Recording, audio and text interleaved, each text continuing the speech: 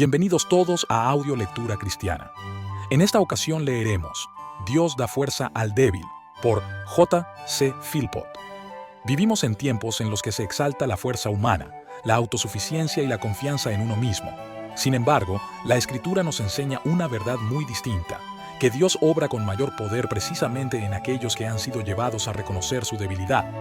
El profeta Isaías declara: Él da esfuerzo al cansado y multiplica las fuerzas al que no tiene ningunas.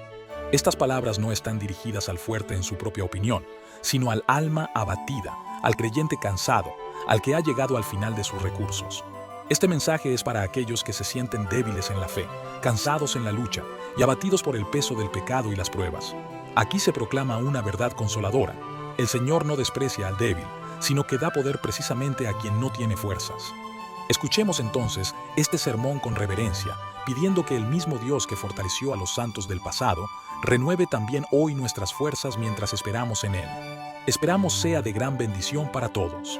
Dicho esto, amados hermanos, comencemos.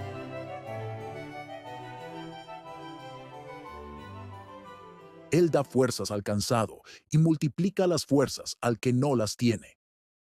Aún los jóvenes desmayarán y se cansarán, y los jóvenes caerán por completo. Pero los que esperan en el Señor renovarán sus fuerzas, levantarán alas como águilas, correrán y no se cansarán, caminarán y no desmayarán. Isaías 40, 29, 31. Para entender la mente y el significado del Espíritu Santo en estas palabras, debemos echar una mirada a su conexión. En los versículos anteriores, encontramos al Señor dirigiéndose a su pueblo y hablándoles como si estuvieran profundamente preocupados por sus almas. Pero, ¿cuál era la causa de sus preocupaciones? Era esta, que su camino era tan oscuro y obscuro. ¿Por qué dices, Jacob, y dices, Israel? Mi camino está oculto al Señor, y mi juicio ha sido pasado por alto por mi Dios. El camino que recorría la familia de Dios era sumamente confuso. Su camino, es decir, el camino que tomaban. El camino de la enseñanza del Espíritu en su conciencia, la manera en que el Señor trataba con sus almas, era tan intrincado y obscuro que no podían creer que fuera el camino correcto. El Señor les había ocultado su rostro y no les había revelado la naturaleza ni la razón de su trato con ellos. La infidelidad, apoderándose de esta circunstancia, obró tan poderosamente en sus corazones que prorrumpieron en este clamor: Mi camino está oculto al Señor. Seguramente no puede ver el camino que tomo, o habría aparecido antes a mi favor. Y mi juicio, es decir, mi causa, ha sido ignorada por mi Dios. No se fija en mí, como busco en sus manos. Me ignora como indigno de su consideración. Desdeña mi causa y rechaza mi oración, como si no le perteneciera. Ahora bien, para afrontar estas inquietudes en los corazones de su pueblo, para aplicar un remedio adecuado a estas obras de incredulidad e infidelidad, el Señor responde apelando a su propia experiencia. No saben, no han oído que el Dios eterno, el Señor, creador de los confines de la tierra, no desmaya ni se fatiga. Por mucho que desfallezcan, por mucho que se sientan cansados de Él, sean cuales sean sus pensamientos duros sobre su trato con ustedes, no saben que el Dios eterno permanece, el mismo ayer, hoy y por los siglos, que no es un Dios cambiante, fluctuante como ustedes, sino que descansa en su amor, y es siempre el mismo, que no desmaya bajo las cargas que le imponen, ni se fatiga. De ustedes, aunque ustedes a menudo se cansen de Él. Y respecto a este intrincado camino que recorres, añade, nadie puede medir la profundidad de su entendimiento. Él sabe lo que es mejor para ti, y aunque tu camino actual sea oscuro y turbio a tus ojos, es brillante y claro a los suyos. Por lo tanto, quería inculcar esto en la conciencia de su hijo, angustiado y quejoso. Tu parte es quedarte quieto y esperar hasta que llegue la liberación. A su debido tiempo, te explicaré la naturaleza y la razón de estos misteriosos actos. Luego, continúa aclarando el punto con las palabras del texto. Él da fuerzas al cansado, y a los que no tienen fuerzas, les aumenta las fuerzas. Aún los jóvenes desfallecerán y se cansarán, y los jóvenes caerán por completo. Pero los que esperan en el Señor renovarán sus fuerzas, remontarán alas como águilas, correrán y no se cansarán, y caminarán y no desmayarán. Si examinamos el texto, observaremos que se describen dos personajes. Uno se describe mediante la expresión jóvenes y hombres jóvenes. Y no solo se describe su carácter, sino también su destino. Desfallecerán y caerán por completo. Por otro lado, se describe otro personaje espiritual, como alguien que no tiene fuerzas, y sin embargo, espera en el Señor.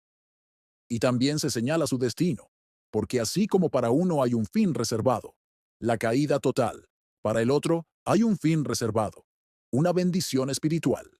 Entonces, si Dios me lo permite, me esforzaré esta mañana por rastrear estos dos caracteres distintos y mostrar la porción asignada y el fin de cada uno. Comenzaremos con una descripción del carácter señalado por la expresión jóvenes y hombres jóvenes, y luego mostraremos cuál es la porción que les corresponde y el destino señalado. En primer lugar, la expresión jóvenes y hombres jóvenes implica un contraste entre la condición de sinceridad del mundo profesante y el desfallecimiento de la familia de Dios. La juventud es la época de la hermosura, el vigor y la fuerza, y así, figurativa y típicamente, los jóvenes y hombres jóvenes son aquellos que profesan la religión y que nunca se han visto debilitados ni abatidos por la obra del Espíritu en sus corazones, sino que conservan toda su hermosura, actividad y vigor naturales. En el ejercicio de esta actividad y fuerza, estos jóvenes corren una carrera, pero no la carrera que el pueblo de Dios corre con fe y paciencia. En una palabra, la expresión jóvenes y jóvenes describe a profesantes sin cargas, que nunca han experimentado una obra de gracia en sus corazones que haya turbado sus almas, ni forjado convicciones profundas en sus conciencias. Nunca humillados de alma, ni ejercitados de mente, ni afligidos por un cuerpo de pecado y muerte, conservan todo su vigor natural. Nunca se les ha arrebatado por las llagas supurantes del pecado y la culpa. Nunca se les ha vaciado ni agotado por heridas lacerantes en la conciencia. Y así conservan toda esa hermosura, vigor juvenil y belleza que han sido debilitados en la afligida familia del Señor. Ahora bien, cuando el pueblo del Señor, ejercitado y probado en sus almas, compara su deformidad, fealdad y arrugas con la hermosura de estos profesantes sin humildad, a menudo les resulta un amargo contraste. Con frecuencia ven en los profesantes sin ejercicio mucho más celo, constancia, seriedad, amabilidad, actividad y aparente devoción de lo que pueden ver y sentir en sus propios corazones. Y, al contrastar sus rostros arrugados y curtidos por el clima con las mejillas tersas y radiantes de otros, exclaman: Mi piel está negra sobre mí, mi carne está cubierta de gusanos y terrones de polvo, mi piel está rota y se ha vuelto repugnante. Job 30:30. Y lo mismo ocurre con la actividad, la fuerza y el vigor de estos jóvenes. El pueblo del Señor a menudo carece de ánimo para correr con paciencia la carrera que se les presenta. Las cosas espirituales, en lugar de ser su consuelo y deleite, suelen ser su carga. La enemistad de su mente carnal se opone a las realidades divinas, y lejos de ser activos y celosos, a menudo están tan agobiados por las cosas de Dios que se sienten incapaces de hacer nada que sea aceptable a sus ojos. Pero estos jóvenes, que nunca han visto la amplitud ni sentido la espiritualidad de la ley de Dios, que nunca han conocido su corrupción interior, nunca han estado plagados por un cuerpo de pecado y muerte, nunca han experimentado las perplejidades que experimenta el pueblo de Dios, conservan todo ese celo y hermosura, esos sustitutos carnales del poder vital y la piedad, que la ejercitada familia de Dios una vez tuvo, pero que ha perdido hace mucho tiempo. Hay quienes en la familia del Señor, cuyos sentidos aún no están ejercitados para discernir tanto el bien como el mal, y por lo tanto no pueden ver la diferencia entre la pretensión y la realidad, entre la naturaleza en su forma más elevada y la gracia en su forma más baja. Por lo tanto, cuando uno de estos pobres, agobiados y ejercitados hijos de Dios contrasta su propia falta de celo, seriedad y actividad, su oscuridad mental, su alma muerta y su frialdad de afecto, con la seriedad y actividad de muchos religiosos celosos que lo rodean, casi se siente tentado a pensar que ellos tienen razón y él está equivocado, y que ellos se mantendrán firmes cuando él caiga. Pero cuán diferentes son los caminos de Dios de los nuestros y sus pensamientos de los nuestros. cuán diferente ve a estos jóvenes y hombres jóvenes de la admiración que les profesa el mundo. Cuánta vacuidad, engaño e hipocresía ve obrar bajo toda esta belleza, fuerza y vigor naturales. ¿Cómo ve el Señor que toda esta fuerza es debilidad? Toda esta sabiduría es locura. Toda esta rectitud es hipocresía. Y todo este fervor y celo no es más que naturaleza caída que lleva a la religión, la misma actividad incansable que cultiva la granja o administra la tienda. Un comprador y vendedor en el templo, y no un adorador espiritual en el santuario. Pero, ¿cuál es la sentencia que el Señor ha dictado sobre tales personas? Una sentencia que vemos, más o menos, cumplirse a diario. Todos caerán por completo. A su debido tiempo, estos hermosos y vigorosos jóvenes, estos fuertes y activos jóvenes, desfallecerán y caerán, aunque por un tiempo parezcan correr bien, nunca alcanzan la meta. El pecado, que por un tiempo estuvo muerto en ellos, comienza a resurgir. Tentaciones que antes nunca los asediaron se interponen en su camino. Trampas antes ocultas, ahora los enredan. Su celo, su fervor y su actividad decaen gradualmente. Y así, mucho antes de llegar al final de la carrera, desfallecen y son completamente incapaces de seguir adelante. Abandonan su religión. A menudo, abandonan incluso una profesión. Regresan al mundo. Caen en el pecado y naufragan en cuanto a la fe. Pero incluso si algunos de ellos no desfallecen en el camino, caerán por completo. Dios nunca ha aprobado, ni aprobará, ninguna religión que no sea su propia obra divina en el alma. Demuestra que toda otra sabiduría es locura, toda otra fuerza, debilidad, y que toda otra profesión, salvo la que surge de su propia obra en la conciencia, es la telaraña y la esperanza del hipócrita. Por lo tanto, ha determinado en su propia designación soberana que estos hermosos y vigorosos jóvenes y hombres jóvenes, estos activos profesantes de la religión, estos indómitos e inexpertos, caerán por completo. Y si no es antes, un lecho de muerte los desenmascarará. O, incluso si avanzan con confianza por el valle oscuro, como leemos en el progreso del peregrino sobre uno que lo hizo, el día del juicio los revelará. Dios los descubrirá mostrando que se han estado alimentando de cenizas y que un corazón engañado los ha desviado, que no han tenido ningún interés salvador en el amor y la sangre del Cordero, ni participación en la enseñanza del Espíritu. Cuán diferente es el carácter y el destino de la propia familia del Señor. Cuán decidido está el Señor a mortificar el orgullo del hombre, a subvertir todos sus propósitos y a hacer realidad sus propios designios de infinita sabiduría, en directa oposición a la sabiduría de la criatura. ¿Cuál sería nuestro juicio? ¿No sería este? Que estos jóvenes tan hermosos, vigorosos y fuertes, tan fervientes, activos y celosos en la religión, sin duda serían coronados, que sin duda recibirían el premio? Y podríamos creer que los débiles y cansados, los desesperados e indefensos, recibirían la bendición. Pero Dios, con el propósito de decepcionar y menospreciar toda sabiduría de la criatura, ha determinado lo contrario. Ha decretado que no se honrará a ninguna sabiduría, sino a la suya propia, ninguna fuerza coronada, sino a la suya propia, ninguna justicia exaltada, sino a la suya propia, ningún propósito cumplido, sino a su propio y sagrado propósito eterno.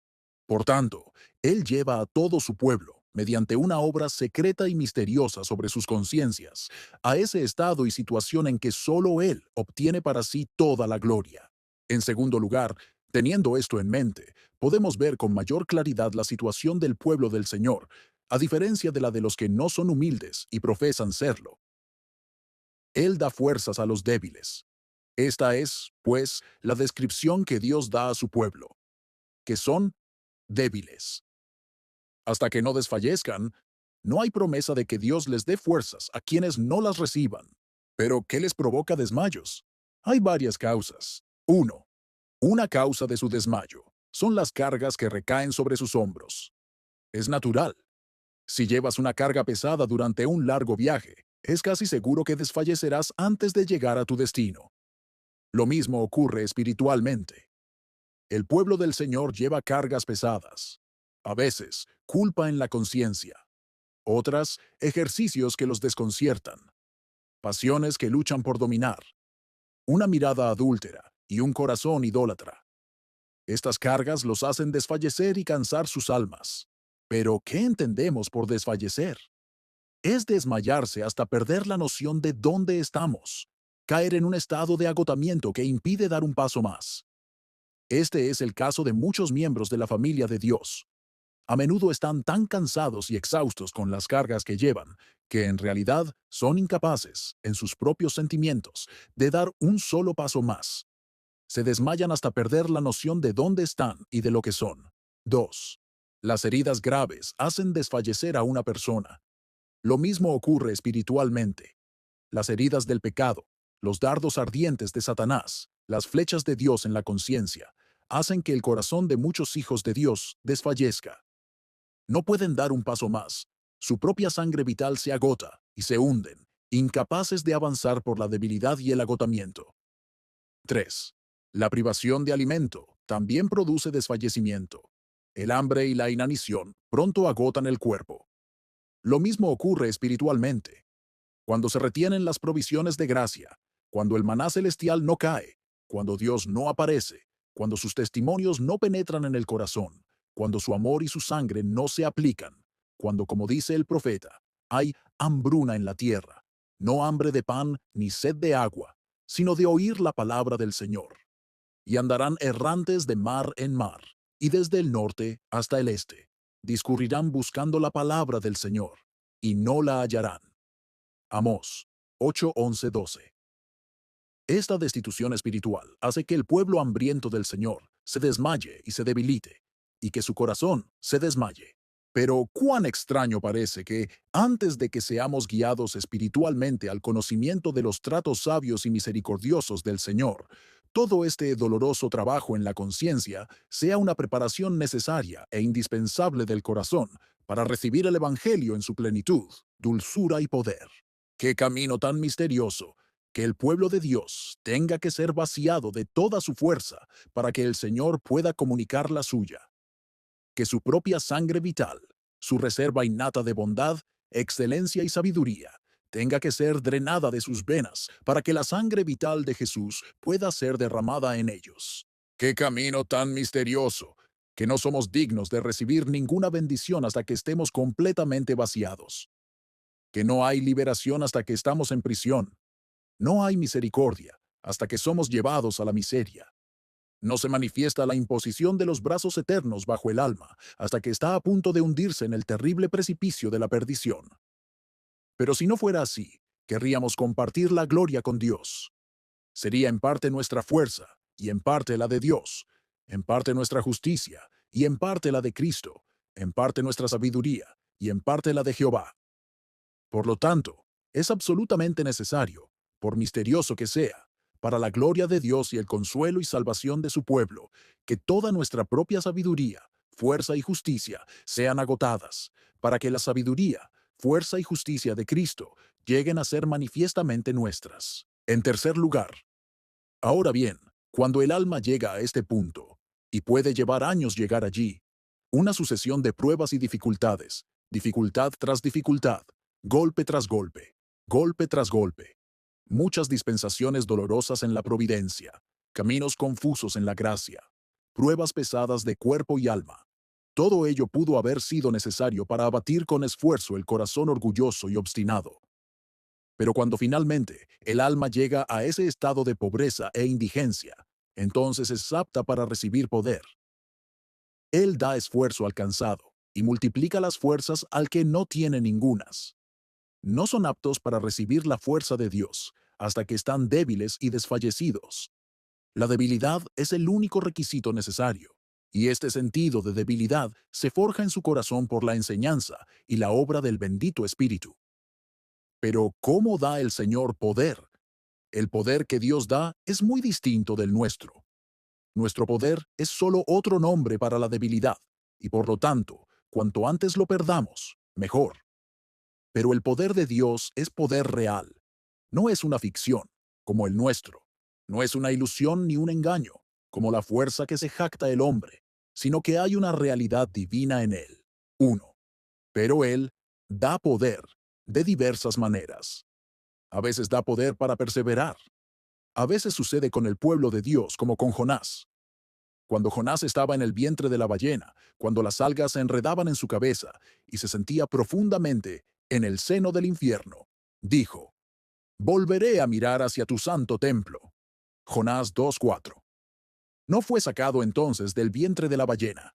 Sin embargo, en el vientre de la ballena y en el mismo seno del infierno, Dios le dio poder para mirar hacia su santo templo. No fue sacado entonces del vientre de la ballena. Sin embargo, en el vientre de la ballena y en el mismo seno del infierno, Dios le dio poder para mirar hacia su santo templo. Si Dios no le hubiera dado poder, habría mirado hacia el mismo seno del infierno en los horrores de la desesperación, en lugar de volver a mirar hacia su santo templo con las obras de una fe viva. Así, el Señor a menudo da a su pueblo el poder de contemplar con anhelo y desesperación la sangre y la justicia de Jesús, de acercarse al Señor como poderoso para salvar, con los mismos sentimientos con los que Esther acudió a la presencia del rey. Entraré, y si perezco, perezco. A veces les sucede lo mismo que a los 4 leprosos que estaban sentados a la entrada de la puerta de Samaria. ¿Por qué hemos de esperar aquí la muerte? Moriremos de hambre si nos quedamos aquí, y moriremos de hambre si volvemos a la ciudad. Así que mejor salimos y nos entregamos al ejército arameo. Si nos dejan vivir, mucho mejor. Pero si nos matan, habríamos muerto de todos modos. Segunda de Reyes 7:3-4. Y así, el pueblo del Señor a veces se ve llevado a esta situación. Si perezco, pereceré a sus pies. Si no les da una respuesta misericordiosa, aún así se aferrarán a sus pies y le suplicarán que los mire y los salve. Ahora bien, esto es poder, verdadero poder. La desesperación se habría apoderado de sus almas si no les hubiera sido dado este poder secreto. A veces aprendemos esto por experiencia dolorosa. Nuestras pruebas a veces nos aturden y entonces no hay fuerzas para buscar ni orar. Pero cuando se da poder, hay una súplica al Señor, una entrega del corazón a Él y el cumplimiento en el alma de la experiencia descrita por el profeta. Esperaré en el Señor, que esconde su rostro de la casa de Jacob, y lo buscaré. Isaías 8:17. 2. Él da poder para creer, pues es obra del Espíritu bendito suscitar una fe viva en el corazón. Él da poder para la esperanza, pues solo en la medida en que Él comunica poder, podemos echar esta ancla del alma. Él da poder para amar, pues solo cuando Él da poder, sentimos algún grado de afecto, ya sea por el Señor o por su pueblo.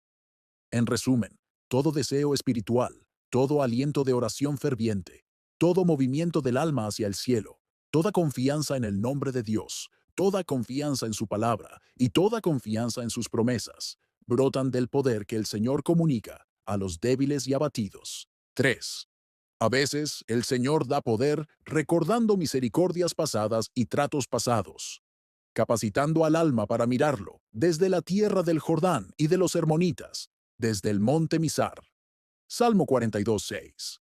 No para perder toda su confianza, ni desechar lo que Dios ha hecho por ella, sino para encontrar aliento en el pasado y esperar en el futuro. Como dice la Iglesia, esto traigo a mi mente. Por lo tanto, espero.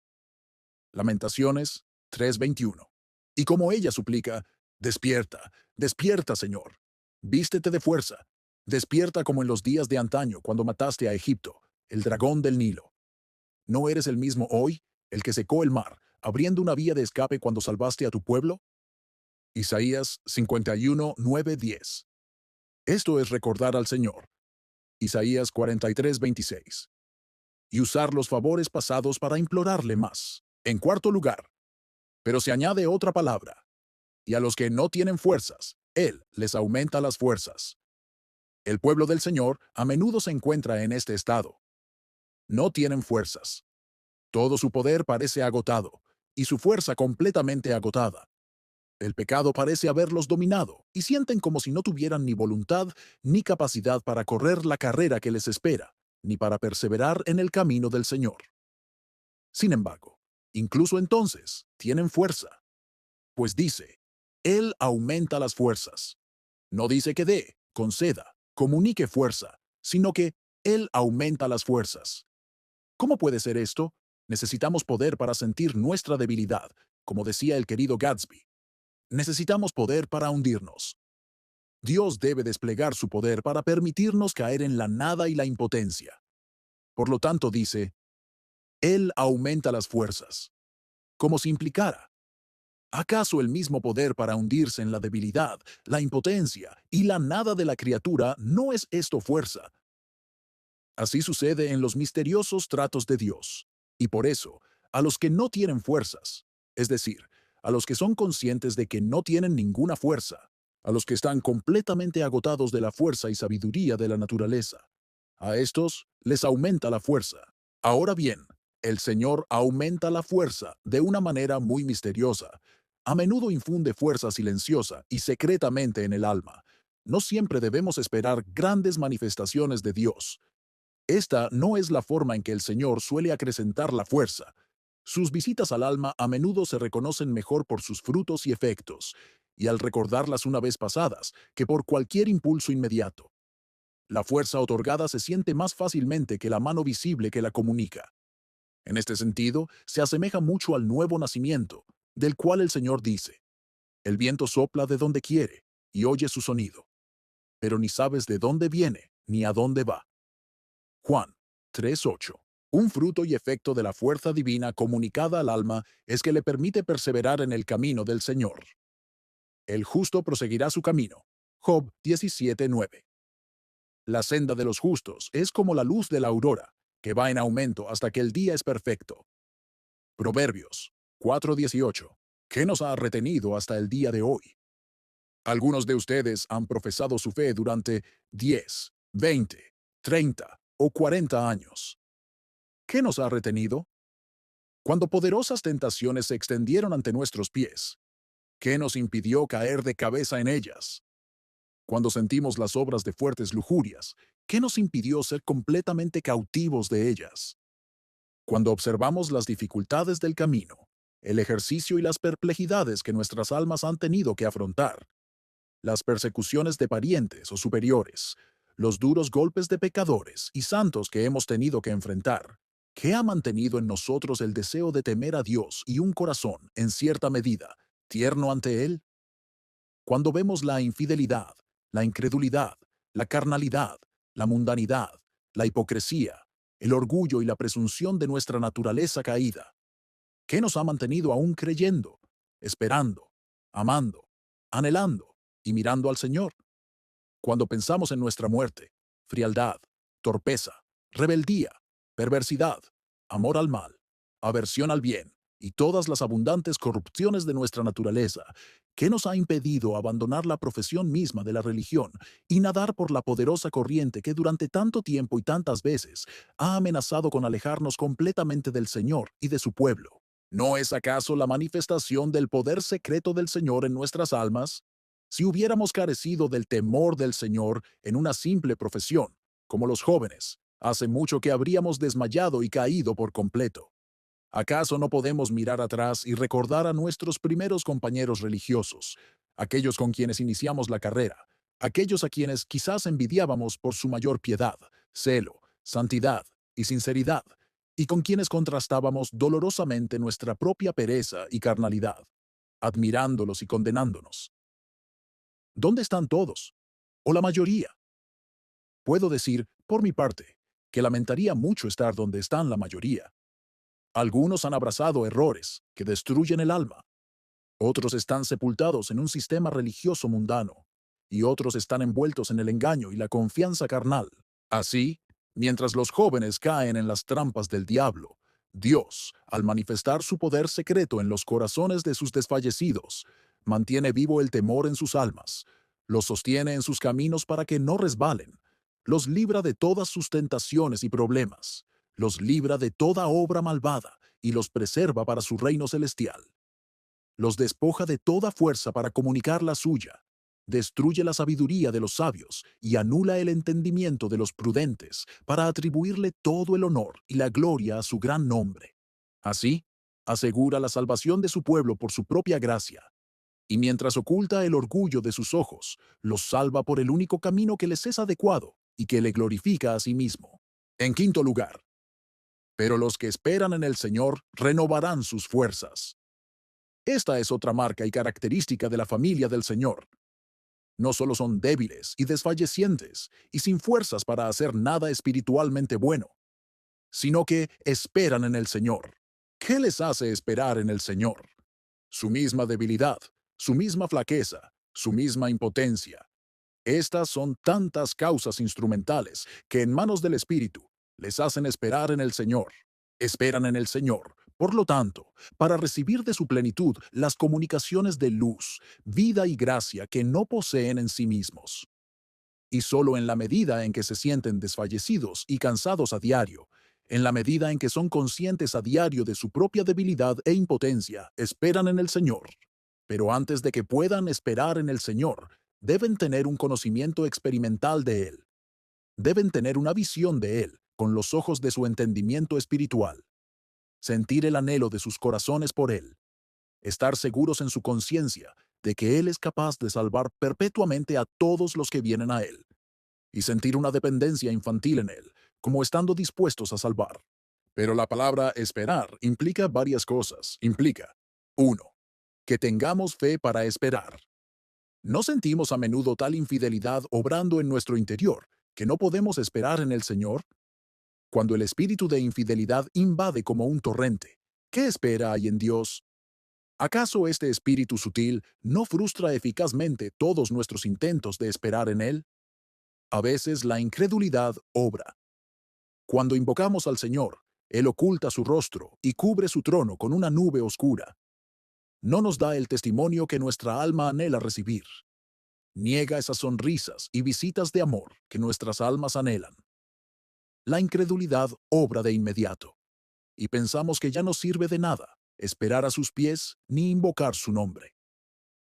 Pero después de un tiempo, la fe comienza a levantar cabeza, y entonces hay una salida del alma hacia el Señor, una súplica con Él, una lucha ante el estrado de sus benditos pies, una invocación de su santo nombre, una determinación como una de antaño. No te dejaré si no me bendices. Génesis 32, 26. 2. Pero esperar también implica humildad. Como los ojos de los siervos miran a la mano de sus amos, y como los ojos de la sierva a la mano de su señora, así nuestros ojos esperan en el Señor nuestro Dios, hasta que tenga misericordia de nosotros. Salmo 123, 2. Hay humildad en la actitud de espera del siervo, y por lo tanto, la verdadera espera espiritual en el Señor no es avanzar apresuradamente, como un pretendiente atrevido y presuntuoso. No es entrar con prisa sacrílega en el santuario de Dios, ni inmiscuirnos en su banquete como invitados inesperados, sino que implica llamar a la puerta, postrarse a sus pies, acercarse al estrado de sus pies. Por lo tanto, siempre va acompañada de este sentimiento en el corazón, que debemos ser receptores de misericordia, que no tenemos derecho a nada, solo a la mendicidad, la pobreza y los harapos, y que lo que el Señor da, lo da libremente a su pueblo, que es débil e indigno en sí mismo. 3. Pero esperar implica además continuidad y perseverancia. No es simplemente invocar la ayuda del Señor y luego abandonarla de inmediato, mirarlo por un momento y luego olvidarlo por completo, dividir el corazón entre Dios y la criatura, esperar ayuda un día de Dios, otro día del hombre. La misma palabra, esperar, implica perseverancia y una firme determinación en el alma de que solo a Él miraremos. El Señor, mediante sus misteriosos actos, nos impide apoyarnos en un brazo de carne. No nos permitirá apoyarnos en ningún amigo, por cercano o querido que sea. No nos dejará buscar a nadie más que a Él mismo, pues es un Dios celoso.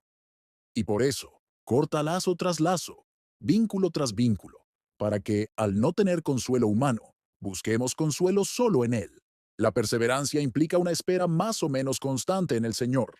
Por lo tanto, esto continuará día tras día, semana tras semana, mes tras mes, año tras año. El alma seguirá esperando en el Señor. ¿Y para qué? Para recibir de su plenitud esas comunicaciones de gracia, misericordia, perdón y paz, esas visitas de su espíritu, esos refrigerios de su presencia, esos reavivamientos de fe, esperanza y amor, esas manifestaciones de su favor, cuyo gozo el alma anhela. Qué dulce ejemplo de este espíritu humilde tenemos en la mujer sirofenicia, que ansiaba solo unas pocas de las migajas que caían de la mesa de los niños. Marcos 7:28. La humillación es un fruto seguro de la enseñanza del espíritu en el alma. En sexto lugar, a tales personas se les da la promesa: quienes esperan en el Señor renovarán sus fuerzas. Los jóvenes nunca esperan en el Señor. Sus corazones orgullosos nunca se humillaron para yacer a los pies de la misericordia. Eran sabios en su propia vanidad y fuertes en su propia fuerza. No deseaban testimonios divinos ni sonrisas de amor. A sus ojos, estas cosas no son más que entusiasmo, fanatismo y un espíritu desenfrenado. Por lo tanto, siguieron adelante con sus propias fuerzas y cayeron. Pero el pueblo del Señor, débil y cansado en sí mismo, pequeño y humilde a sus propios ojos, espera en el Señor. Y estos, dice el Señor, renovarán sus fuerzas. Es decir, se les dará fuerza de vez en cuando. La misma expresión, renuevan sus fuerzas, muestra que hay momentos y épocas en que sus fuerzas flaquean. No podemos vivir a la luz de las experiencias pasadas. No podemos librar nuevas batallas con las viejas fuerzas. No podemos vivir esta semana con el alimento de la semana pasada. No. Las liberaciones pasadas no servirán para las pruebas presentes. Los consuelos pasados no nos ayudarán en las luchas presentes. Por lo tanto, el Señor nos vacía de vez en cuando de la fuerza de nuestra naturaleza y luego renueva nuestra fuerza espiritual. Qué dulce y precioso es tener nuestras fuerzas renovadas. Que la gracia fresca llegue al corazón. Sentir las misteriosas sensaciones de una vida renovada. Sentir los brazos eternos que sostienen el alma, luchando nuestras batallas por nosotros, sometiendo a nuestros enemigos, venciendo nuestras lujurias, rompiendo nuestras trampas y librándonos de nuestras tentaciones. Qué áspero y accidentado puede ser el camino para recibir la bendición. Pero cuánto más dulce es la bendición cuando se ha llegado por ese camino. Qué doloroso y misterioso es para la carne y la sangre no tener fuerza. Pero cuánto más dulce es cuando la fuerza divina llega al corazón. Porque la fuerza divina es de naturaleza distinta a la fuerza de la criatura. No se mezcla con ella. Es pura y santa, y por lo tanto no se mezcla con lo impuro e impío. Pero quienes esperan en el Señor renovarán sus fuerzas. De modo que, en las nuevas batallas, tendrán nuevas fuerzas para luchar. En las nuevas tentaciones, nuevo poder para vencerlas. En las pruebas y ejercicios presentes, gracia presente para luchar con ellas. En séptimo lugar, pero el texto añade, levantarán alas como águilas. ¡Qué contraste! ¿Dónde los hemos visto? Perplejos, angustiados, lamentándose y llorando. Los hemos visto tan desfallecidos y exhaustos que no tenían fuerzas para dar un paso más. Los hemos visto agobiados por tentaciones, cargas, pruebas, perplejidades y dificultades. Sin embargo, esperando en el Señor, porque no tenían otra ayuda a la que acudir, otro puerto donde anclar, otro refugio al que huir. Ahora bien, qué contraste. Levantarán alas como águilas, el ave más fuerte, más veloz y la que más alto vuela, como si el Señor usara la comparación natural más fuerte para mostrar cómo se elevan sus almas. Pero ¿cómo se elevan? Con fe. Se dice del águila que remonta el vuelo hacia el sol, y que, entre todas las aves, es la única que puede contemplar el sol con ojos inquebrantables. Lo mismo ocurre con la fe en el alma. Solo el pueblo del Señor puede contemplar con fe al sol de justicia, contemplar a un glorioso Emanuel a la diestra del Padre, y ver a un precioso Jesús intercediendo siempre por ellos y atrayéndolos a su seno. Y cuando este bendito Jesús comunica una parte de su amor y sangre a sus conciencias, y despierta y suscita la fe en su nombre, entonces el alma comienza a remontarse con estas alas, como las de las águilas, elevándose cada vez más alto, hasta llegar a la presencia de Dios, elevándose en círculos cada vez más altos de vuelo espiritual, hasta penetrar en el mismo santuario de Jehová. Ahora bien, ¿no se ha elevado tu alma así a veces como sobre alas de águila? ¿No han existido esas comunicaciones de vida y luz divinas, esos ascensos de fe, esos anclajes de esperanza, esos impulsos de amor, mediante los cuales tu alma pudo elevarse y deleitarse en Jesús y sentir su nombre, amor y sangre preciosos? ¿No te has elevado tú también, no solo en el ejercicio de una fe y una esperanza vivas, sino también del afecto celestial? A veces estamos tan atados a esta tierra, a este valle de lágrimas, a este desierto desolado y aullante, tan encadenados a él, que somos como un pájaro con un ala rota y no podemos remontar el vuelo. Nos absorbe el mundo, olvidando a Dios y la piedad. Pero ¿acaso no hay momentos y épocas en que el alma se libera de estas cadenas y grilletes? Cuando las preocupaciones terrenales se desvanezcan de la mente, cuando nuestras alas estén recién mudadas y, por así decirlo, nuevas, cuando el mundo y sus tentaciones, el pecado y sus trampas queden atrás y se produzca un dulce ascenso en los sentimientos de afecto celestial. Esto es, remontar con alas de águila. Y el alma que se remonta nunca cesa de remontar el vuelo hasta llegar a la presencia misma del Dios Trino de Israel. ¿Qué diferente es la religión de un alma viva de la de un profesante muerto? La religión de un profesante muerto comienza en sí mismo y termina en sí mismo. Comienza en su propia sabiduría y termina en su propia locura. Comienza en su propia fuerza y termina en su propia debilidad. Comienza en su propia justicia y termina en su propia condenación. Nunca hay en él un deseo desinteresado de Dios, ningún trato secreto con el Señor, ninguna acción de fe en las perfecciones divinas. Pero el Hijo de Dios, aunque a menudo se siente débil, cansado y exhausto por las dificultades, cargas y tristezas, cuando el Señor se manifiesta y renueva sus fuerzas, se remonta a lo alto y nunca cesa de remontarse en las alas de la fe y el amor, hasta penetrar en el santuario mismo del Altísimo. Un alma viva nunca puede estar satisfecha excepto en la unión y comunión vivas con el Señor de la vida y la gloria. Todo lo que no sea eso la deja vacía. Todas las cosas del tiempo y de los sentidos dejan al Hijo de Dios insatisfecho. Solo la unión vital y la comunión con el Señor de la vida, sentir su presencia, gustar su amor, gozar de su favor, contemplar su gloria. Nada más que esto satisfará jamás los deseos de las almas redimidas y regeneradas. El Señor consiente a su pueblo con esto. Renovarán sus fuerzas. No estarán siempre gimiendo en el suelo, ni siempre desfalleciendo por las heridas del pecado, ni siempre encadenados por las cadenas del mundo, ni siempre acosados en sus almas como una perdiz en las montañas. Habrá una renovación de sus fuerzas, y en esa renovación remontarán con alas de águila. Punto 8. Correrán y no se cansarán. ¿Qué es este correr?, preguntarás. El texto menciona tres cosas: volar, correr y caminar. Y cada una de ellas se encuentra en la familia de Dios.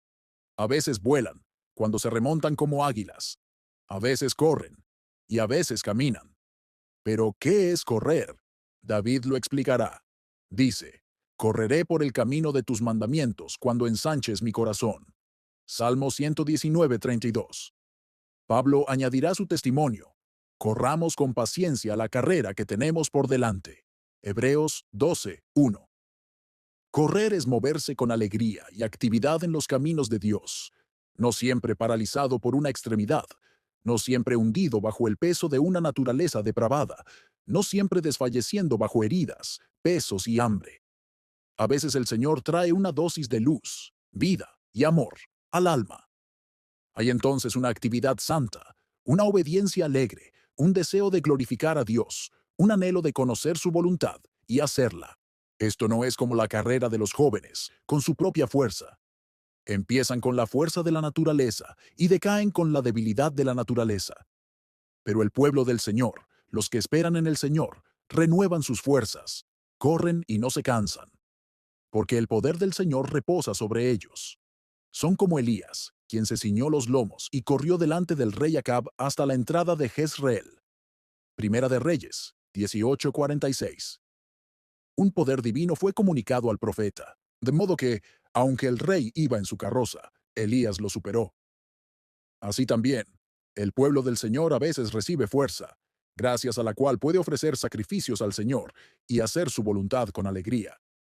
Y en esta carrera no se cansarán. Mientras el Señor les dé fuerza y les dé poder, no se cansarán de hacer el bien. Punto 9. Pero se añade una palabra más. Andarán y no desmayarán. Ahora bien, caminar es casi como correr. Como correr es casi como volar. Caminar implica un paso constante y progresivo. No es lo mismo que el ardiente ascenso del alma hacia arriba, ni la alegre actividad del alma que avanza, pero es una progresión serena y constante. El Señor a veces da a su pueblo un vuelo celestial, a veces una carrera activa y a veces un andar constante. En realidad, todos son igualmente buenos, ya sea que vuelen, corran o caminen, todo es para la gloria de Dios y para su propio beneficio. Cuando vuelan, no querrían correr. Cuando corren, no querrían caminar. Se contentan con lo que encuentran, pues solo pueden moverse cuando Él obra en ellos, el querer y el hacer, por su buena voluntad. Este andar, entonces, es un progreso constante en las cosas de Dios, una sobria convicción de la verdad tal como es en Jesús, un movimiento sereno en los caminos del Señor, una vida en paz con Dios y con su pueblo, un andar irreprensible en las ordenanzas y mandamientos del Señor, un avanzar con humildad, integridad, temor piadoso, ternura de conciencia, esa cautela, circunspección y rectitud de corazón que caracterizan al verdadero creyente. No es correr precipitadamente. El que cree, no se apresure. Tampoco es quedarse atrás, sino andar con sobriedad y circunspección en las cosas de Dios y la verdad. Este era el feliz estado de la iglesia primitiva. Entonces las iglesias tenían paz por toda Judea, Galilea y Samaria, y eran edificadas, y andando en el temor del Señor y en la consolación del Espíritu Santo, se multiplicaban. Hechos 9:31. Pero mientras se encuentran en este valle de lágrimas, encontramos al pueblo del Señor en diversos estados y situaciones. Pero mientras se encuentran en este valle de lágrimas, encontramos al pueblo del Señor en diversos estados y situaciones. Muchos de sus diversos estados y situaciones se describen en esa parte experimental de la palabra de Dios, relacionada con el texto. Por ejemplo, algunos dicen, mi juicio ha sido pasado por alto por mi Dios. No veo a dónde me guía el Señor. Todo es confuso, oscuro y angustioso. Otros están desfallecidos, exhaustos y desfalleciendo por sus cargas, dificultades y perplejidades. No pueden avanzar un paso más, pero aún así están en el camino del Señor. Otros del pueblo del Señor parecen no tener fuerzas. A veces ni siquiera pueden leer la palabra de Dios. No pueden buscar el rostro del Señor ni invocar su nombre. No pueden creer, ni esperar, ni amar. Sin embargo, están en los caminos del Señor y son su pueblo. Otros pueden estar esperando en el Señor, mirándolo, suplicándole, luchando con Él, poniendo su boca en el polvo y derramando su corazón ante Él. Sin embargo, aún siguen el camino del Señor, y donde Él quiere que estén. Otros pueden estar renovando sus fuerzas. El Señor les da poder, y su arco permanece fuerte. Se renuevan con gracia en su ser interior, para que puedan luchar las batallas del Señor. Aquí es donde Él quiere que estén. Otros quizás se elevan con alas de águila. Están llenos de deseos elevados, embelesados con dulces y preciosas manifestaciones de amor y sangre. Estos todavía están donde el Señor quiere que estén. Otros corren en el camino de los mandamientos del Señor. Avanzan activamente en la senda de la obediencia alegre. Toda su voluntad está orientada a glorificar a Dios. Su voluntad es la suya, y desean participar activamente en todo lo que le agrada. Otros quizás caminan. No se elevan con afectos santos. No corren con alegría y entusiasmo, sino que caminan con Dios en simple obediencia a su palabra, con una conciencia tierna, deseando conocer su voluntad y hacerla. Esta sigue siendo la enseñanza del Señor. Todavía siguen el camino del Señor. Cuán diferentes son todos y cada uno de estos estados de ser un joven, o un jovencito. Un profesor sin cargas, sin humildad, sin ejercicio, sin plagas. Entonces, si somos el pueblo del Señor, sea cual sea nuestro estado y situación, todo terminará bien, ya sea que estemos sin fuerzas o renovando nuestras fuerzas, ya sea corriendo o caminando, todo terminará bien. Todo el pueblo del Señor tiene estos diversos tratos mediante la obra del Espíritu en sus corazones, porque al final de los días recibirán su porción y verán al Señor cara a cara en gloria. Pero ay de nosotros si somos jóvenes. Puede que parezcan muy hermosos. Puede que su religión se vista con el atuendo más nuevo y elegante. Puede que parezcan prosperar en su propia estima y en la de los demás. Pero tengan la certeza de que si esta belleza, este celo y esta actividad provienen de la carne, terminarán en su ruina total. Descubrirán que llegará el día en que no podrán seguir adelante, y el fin será la ruina y la destrucción. Ahora bien, esto no reduce la actividad en el camino del Señor, no reduce la vitalidad, el corazón anhelante, las motivaciones celosas, ni la mirada puesta en la gloria de Dios. Dios no lo quiera, pero señala el camino correcto. Primero debemos desfallecer, perder toda fuerza, llegar al límite de nuestras fuerzas, y luego recibir las bendiciones del Señor, según su voluntad. Todo lo que proviene de la naturaleza debe morir. La fuerza, la sabiduría, el orgullo y el poder de la naturaleza deben desvanecerse para que la gloria del Cordero perdure para siempre. Por lo tanto, de esta manera el Señor derriba con la espada del Espíritu todo lo que es de la naturaleza y edifica todo lo que es de la gracia. No abate la actividad de la naturaleza para que el alma se vuelva perezosa, ni abate la fuerza de la naturaleza para que el alma quede inactiva. Al contrario, apaga la vela para que el alma disfrute de la luz resplandeciente del sol. Agota toda la fuerza de la naturaleza para edificar la suya sobre sus ruinas. Derriba al impostor y enaltece al santo. Derriba la hipocresía y exalta su propia verdad. Quita la corona de la cabeza de la naturaleza y la coloca sobre la de su Hijo. Así se asegura toda la gloria y todo el bien a su pueblo. Así, mientras que por un lado empaña el orgullo de la gloria de la naturaleza, asegura que su voluntad se haga en la tierra como en el cielo, y se gana la alabanza eterna. De modo que, al considerarlo con una mirada espiritual, vemos cómo honra a Dios, y también lo adecuado que es para el hombre. Y en nuestro sano juicio, preferiríamos las cargas, los ejercicios y las tentaciones a tener a Dios con nosotros, y su gloria obrada a través de ellos, antes que correr con la fuerza del Señor, que quedarnos abandonados a nuestra propia fuerza y justicia. Así, vemos que el Señor finalmente manifestará que todo se hace para el bien de la Iglesia, y todo terminará para su gloria, quien, como Padre, Hijo y Espíritu Eterno, es digno de todo honor, alabanza y adoración, ahora y siempre. Amén. Muchas gracias por escuchar Audio Lectura Cristiana. Que el Señor les bendiga, amados hermanos. Hasta la próxima.